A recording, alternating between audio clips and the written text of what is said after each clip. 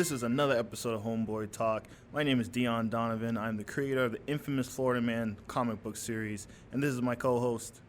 Orrion online, and that's right, we're here for Homeboy Talk. Let's get into these talking points. So we just recently got the new Mortal Kombat 11 reveal trailer, which featured 3 brand new characters for the game. We got Rambo, we got Rain, and we got Melina. These are 2 heavily demanded characters from the fans. Ed Boon and NetherRealm Studios went off, gave the fans what they wanted, and basically silenced all the naysayers and complainers that they don't listen to them. So, with that revealed, what do you think about this new trailer and revelation about Rambo and these extra characters being in the game? Do you think it bumps Mortal Kombat 11 up in terms of that fighting game tier or just gaming in general? And if so, how do you think these other companies might be able to, I guess, look at what Ed Boon is doing and kind of copy his formula? Personally, what I think about what's going on, going off of what you just talked about, we've had the reveal of Rambo, Melina, and Rain.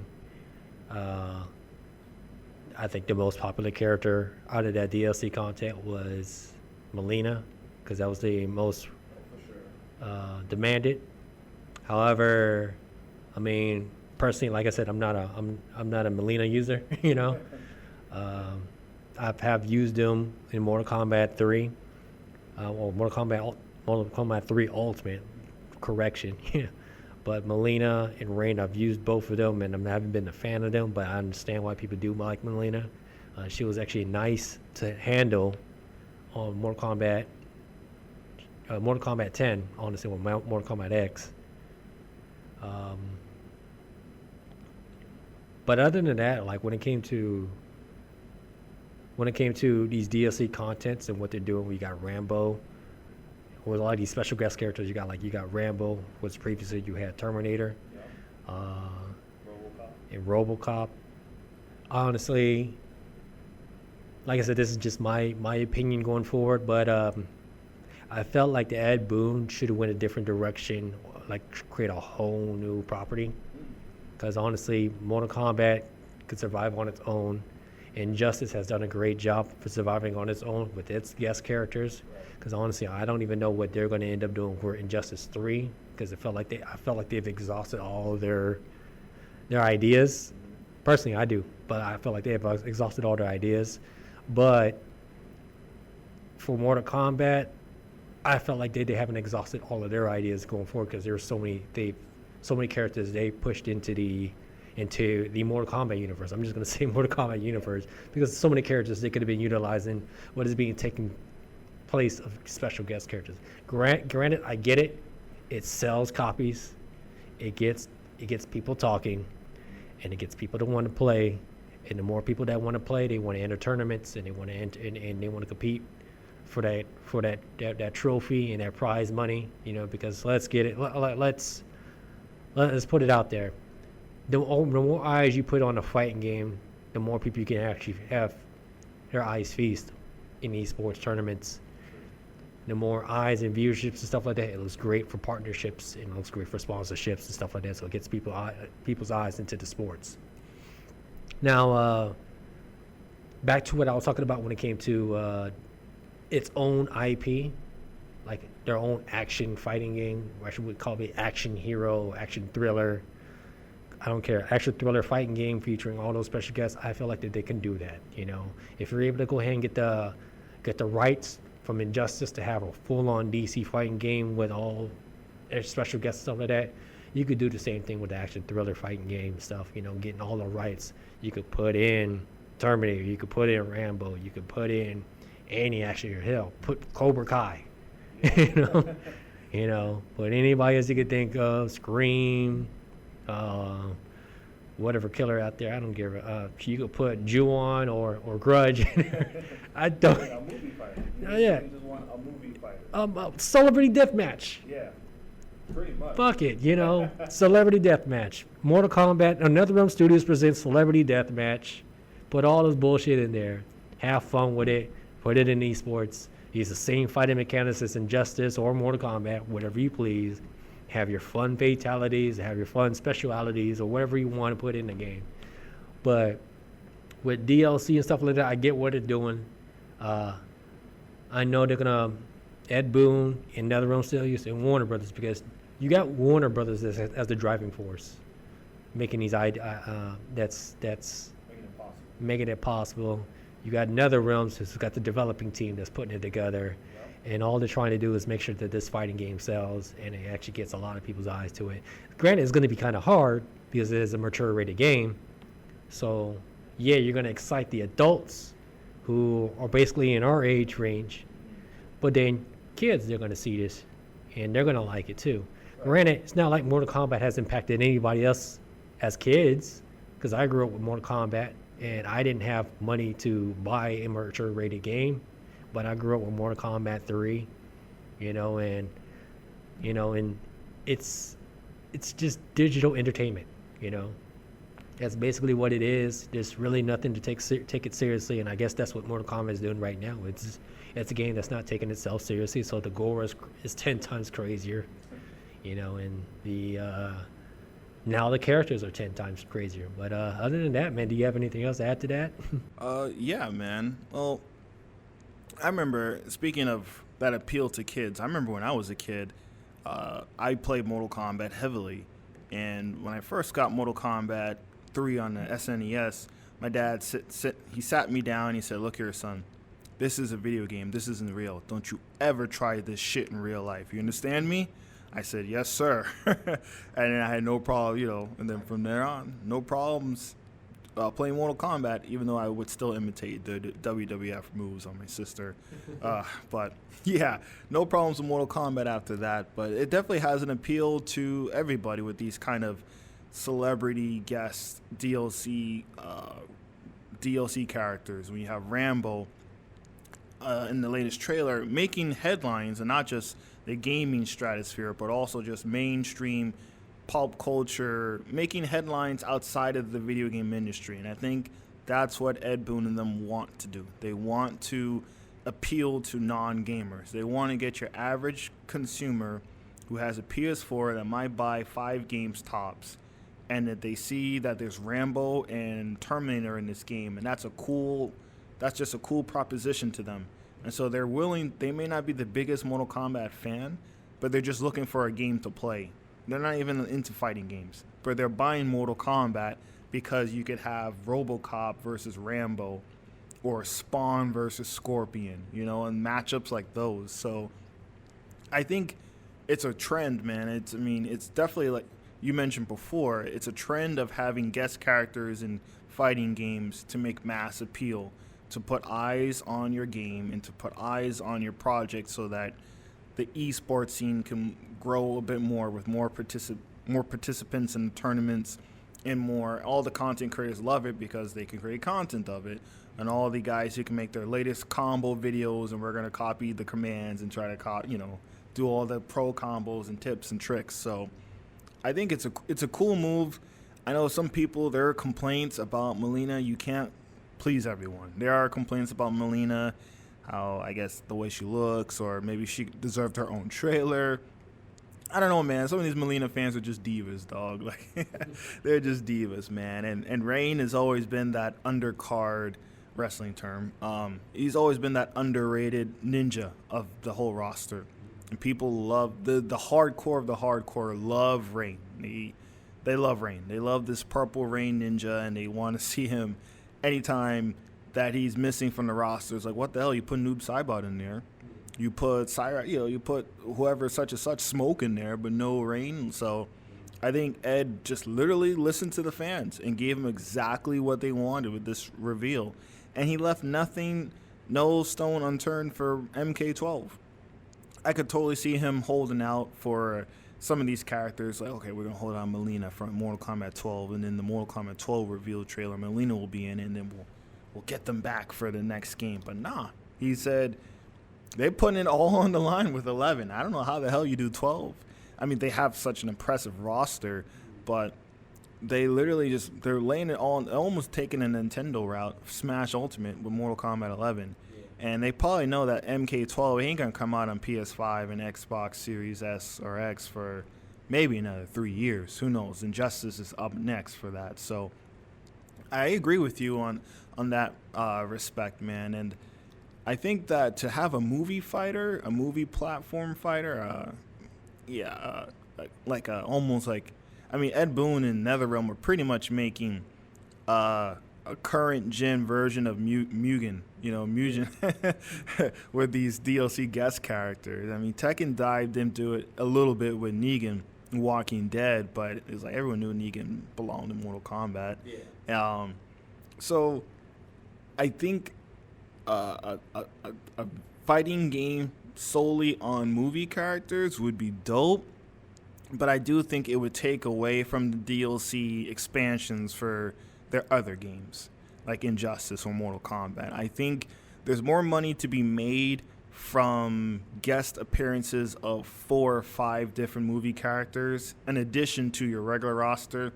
Instead of making a whole brand new game of 10, 15 brand new movie, licensed characters, you spread them out evenly between what you have already done. And I think that's a little bit more cost efficient than putting out a brand new game with all movie game characters. And I might be wrong. They might do it. They might surprise us. Right after Injustice 3, they might just announce, boom, here we go, like an all movie fighting game on the next gen consoles. I mean, that would get people talking for sure. But I think it was a cool move that they did this. MK11, I'm not sure how many eyes are going to be, I don't know, sure how prominent did it rise in the ranks in terms of the fighting game community, or does it even really matter? Because at the end of the day, they just want more people to buy copies of the game. I'm probably going to buy, I already have MK11. I bought the Season 1 pass. I didn't get Aftermath. I'll probably just get the best edition on physical disc and call it a day, even though I already spent freaking $80 on the game plus DLC. That's a problem in itself, man. All this DLC expansion, story expansions costing more than the base game itself. That's like, pay $60 for this, and I got 20 something characters, and I'm paying $30 for this for like 3 characters. Like, what? That doesn't add up. But yeah, I'm gonna get the Ultimate Edition, whatever the Ultimate Edition is on disc. They got my money on that. I'm glad I didn't get Aftermath. I had a feeling. I wasn't sure that was going to be the last update. I'm glad I didn't buy it. Wait for this last update. Game of the Year edition. Physical copy. I'll buy it again. Give them another $60 of my money. And, I mean, NetherRealm, they deserved it. In my opinion, on just delivering the game, on the graphics, the gameplay, and just the character variety in itself. I mean, they gave us Spawn. We begged for Spawn in Injustice 2. It was a smart move because he belongs in the Mortal Kombat sphere. They already gave us Hellboy and the Ninja Turtles, the freaking Ninja Turtles in Injustice. That was enough. You didn't need to add Spawn in there. They saved Spawn for the right game.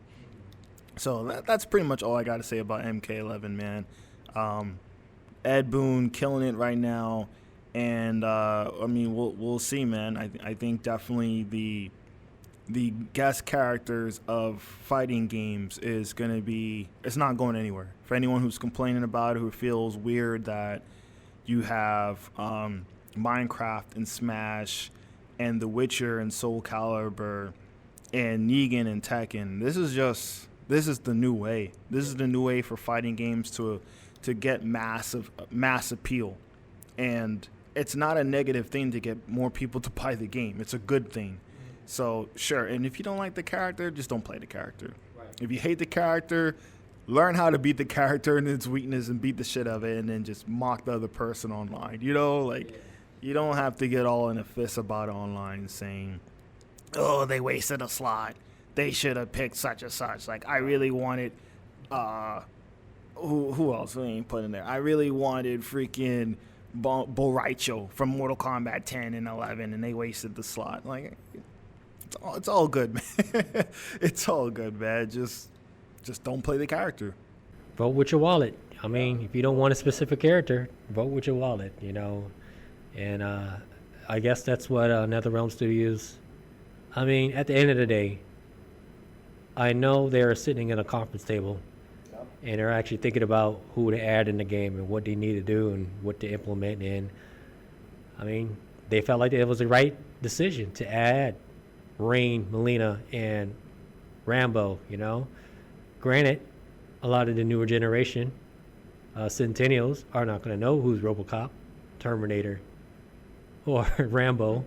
You know, I mean, hell, I was entertained by Cobra Kai, and now a lot of kids have actually watched Karate Kid. You know, so if I say Mr. Miyagi, they're gonna sit here thinking that it's some food you order at a restaurant. And said, no, that's not Miyagi. It's not Miyagi though, whatever the hell. But no, yeah, it's Mortal Kombat. It's appealing to the kids that grew up with Mortal Kombat, and that's basically appealing to us. You know, I don't think they're really concerned about the Centennials because they got their own thing that they're happy about. You know, if they want full gore violence stuff like that, they can play Grand Theft Auto. That's their gore and violence. You know, our gore and violence is fighting games. You know, and basically Mortal Kombat we were basically the pioneers, the mature rating. You know, the ESRB. We were born during the time that ESRB was implemented, and Mortal Kombat was that driving game that started that wave of we need to put rating systems on these games, you know. But other than that, man, Mortal Kombat, they're doing the best they can, you know, trying to appeal to the masses, and they think that these special guest characters are going to be the driving point. Honestly, they don't really need to, but I get what they're trying to do because a lot of people are not familiar with Mortal Kombat. There's this stigma about Mortal Kombat where you have to play each one to understand the storyline. Fighting games are not like that. Fighting games, you can just jump into it. You don't have to understand the background of the story, because I'm gonna take a page out of Capcom. When Marvel vs. Capcom was created, they're saying they're all dysfunctions. You know, so at the end of the day, all of these are just functions. So you don't have to be attached to the character. You just got to be able to know what they're able to do, you know. Hell, man, they could throw in any kind of goofy character and they'll just have great functions, but you don't have no attachment to the character. For example, in Smash Brothers, I know nothing about Pit, but I am good with Pit and Dark Pit in Smash Brothers, you know. Or any of those Fire Emblem You know. There's people I do know that are good with the characters that they know nothing about their background. One girl I know is good with Kirby. Don't know nothing about Kirby. One girl could be good with Samus. Don't know nothing about Samus. Never played a Metroid game in her life, but is really, really good with that character. So Mortal Kombat is almost the same way, you know. Like you might not know anything about Rambo, Terminator, Spawn, but you're really, really good at handling that character, you know. So it's just all function stuff, and these fighting games is basically what you had to understand. It's you can get attached to the character by the functions alone, but you don't have to get attached to the characters because of the backstory. I said, why do you like Scorpion? Well, I don't know how to use him very well, but I love his backstory, you know, and how he's out there killing Sub-Zero's clan and all that stuff like that. That's so cool, but I'm trash at using that character, you know, or vice versa, Sub-Zero, you know. But yeah, man, that's all I could think of, man. With Mortal Kombat 11 going into Mortal Kombat 12, I don't know what they could do, how to sell the Mortal Kombat 12. Mortal Kombat 11 was the first time I've seen them implement time traveling, going back and forth. You know, Mortal Kombat 11 is actually after everything that took place after 9, the storyline has been pretty good, you know, and they're doing their best. I don't know what can you do with Mortal Kombat 12 to keep that going. My speculation, I'm just going to go ahead and share my speculations with Mortal Kombat 11 if they were to do another DLC and stuff like that. If not a lot of people are buying these DLCs or are going to buy the Ultimate Edition, because I know they're going to come out with an Ultimate Edition, the complete edition of Mortal Kombat 11. I doubt they're going to come out with any more DLCs after that, stuff like that, you know, because I feel like that you've exhausted your budget by having all these special guest characters, stuff like that. Keep in mind that when you buy a game with all these licensed characters on there, when that license expires, that game is going to be hard to push 10 years down the line. Because when that license expires, stuff like that, it might get ripped off the eShop or PSN or Xbox Live or whatever, because There's licensing tone with the game. This is led by example of what happened with Tekken 3. Why can't we buy Tekken 3 in PSN? Because Gon was a licensed character. You know? So this is what we have to take place of. Def Jam Vendetta is a highly valuable game because the license is in that game and the license of the rights of those characters and stuff, you know? So I feel like some of these fighting games are painting themselves pushing themselves in the corner where it might be fruitful now, but in the future, if somebody wants to play Tekken 7 and it's been delisted because all those characters have been, those licenses expire. We just saw with Scott Pilgrim, you know, that license expire, ripped off the shore, you know? Now it's came back because they had to get the license from Universal, and they had to go talk to Anamaguchi, who actually composed the music in that game. And of course, you had Ubisoft. They had to go ahead and reissue it again. My thing is now is make sure you keep these games with licensed characters in your library the rest of your life as best as you can, because they will be ripped off. Get that physical copy. Get the physical copy. My recommendation is definitely get the physical copy and get it graded, because once these licenses expire, the value is going up, and the way that these fighting characters are going, especially what Smash is going to do, when all those licenses expires, that's going to be the ultimate game to get 10, 20 years from now. Yeah. Because of the licenses. And what Mortal Kombat doing, especially with Warner Brothers pulling the strings and stuff like that, it's going to be hard to know what's going to happen with Mortal Kombat 11 10 to 20 years from now, and what they're going to try to do with Mortal Kombat 12, because it's this trend of actually adding licensed characters.